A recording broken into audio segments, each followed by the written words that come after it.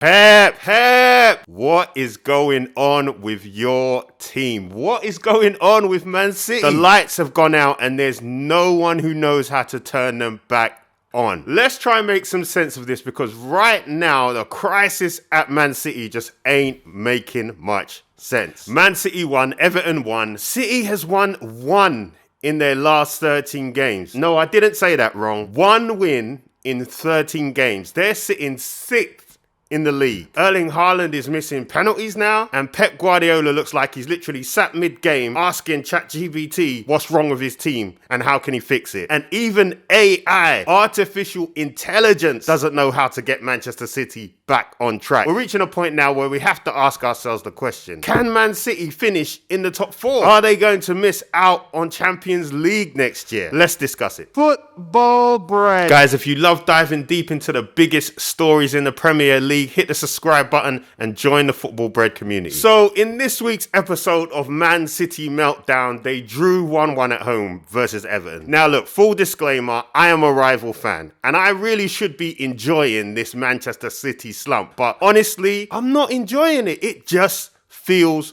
weird. It feels really weird. Everton were coming off the back of two quite impressive clean sheets versus Arsenal and Chelsea, but from the start of the game it never felt like they were going to be able to keep City out, and sure enough they couldn't keep them out. Bernardo Silva's clever run was found by Doku. A shot deflected off Branthwaite and bounced over Jordan Pickford, found the net. It was a deserved lead for City, but even at 1-0 up, City still looked like a side that was lacking confidence. And actually, moments later, Silva had a chance to make it 2-0. He missed it, and Everton made them pay for it almost immediately. An Everton attack, a Decore cross found Ndiaye, and his instant control and half volley left Ortega no chance. Honestly, it was the best executed skill of the whole game. Absolute screamer, world class, take a bow, drop the mic. And then it was 1-1 at the half. After half time, Savinho came out like a man possessed. He was beating Mykolenko for fun, and it wasn't long before Mykolenko brought him down in the box. Penalty. But this is how bad things are at Man City right now. As Erling Haaland stepped up, you could feel an immense amount of nervousness from the crowd. You could see it in their faces. The fear of a miss. Haaland no doubt felt it, and he made their worries come true with a very savable attempt, which Jordan Pickford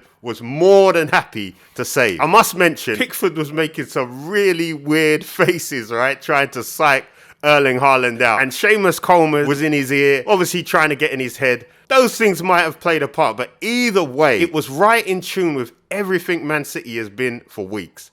Miserable. You could just feel the fans saying, here we go again. Listen guys, there is no fear of Manchester City anymore. You could search every inch of the Premier League and you won't find any. You won't find any fear of Man City. It's gone. It's gone. You can see they are fragile to a man devoid of confidence. But let's talk about one man in particular. Erling, stay humble here, Haaland. It's been a running joke on the football side of the internet for weeks. The suggestion that ever since Erling Haaland told Arteta to stay humble, the footballing gods decided that it was actually him and his lot that truly needed a humbling. And boy, oh boy, are they getting one. This is the formerly unstoppable goal-scoring cyborg who gave defenders nightmares. But now he has just one goal in 6 games. One! And he's missing penalties. It's proper mad. It's bananas. And honestly, the fact that the displeasure of the footballing gods is probably one of the most believable reasons as to why City are struggling so bad shows you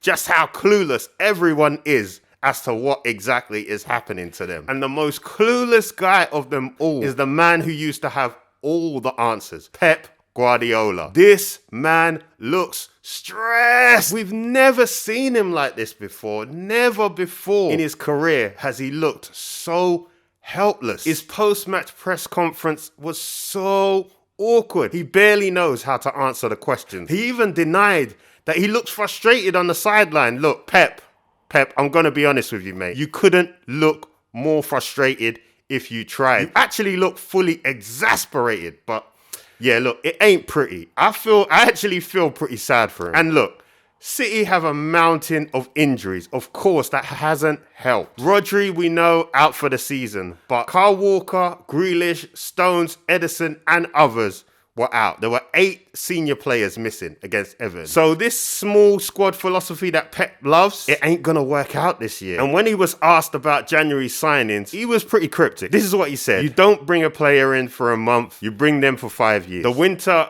window is difficult. So look, he knows that help is needed, but it probably ain't coming anytime soon. On top of that, City's play for the last 13 or so games has been slower and more ponderous than usual. And actually, this Everton draw wasn't the best example of it, in my opinion. They were better than they've been in weeks prior. But still, they are a million miles off of their slick, dynamic best. And opponents are finding ways to hurt them pretty easily. Case in point was Everton having a 4-on-1 at the end of the game with a chance to win. Akanji admitted in his post-match interview, he said, being honest with you, it can't happen that we nearly lose the game in the last minute.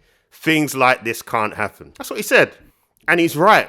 They can't. But guess what? They are happening. Which brings us to the main talking point. It is now looking entirely possible that Man City don't even make top 4. Guys, City, who haven't missed the Champions League in 14 seasons. But the situation is they're 3 points out of 4th and they're 11 points off of Liverpool at the top. Now look, that is not mathematically dire by any stretch. But with Forest, Villa and Newcastle likely in the mix, on top of them currently being such a shell of themselves, missing out on Europe's biggest stage isn't impossible, and that would surely be a death blow to them dominating again anytime soon. And I'm sure I'm not the only one who's thinking this, but you cannot help but wonder if the 115, well, it's turned into 130 charges now, and the pending outcome of that case is having an effect on Pep and the players. Is there an ominous feeling around the club that things are about to go belly up very soon? Is everyone wondering where they're going to be playing next season?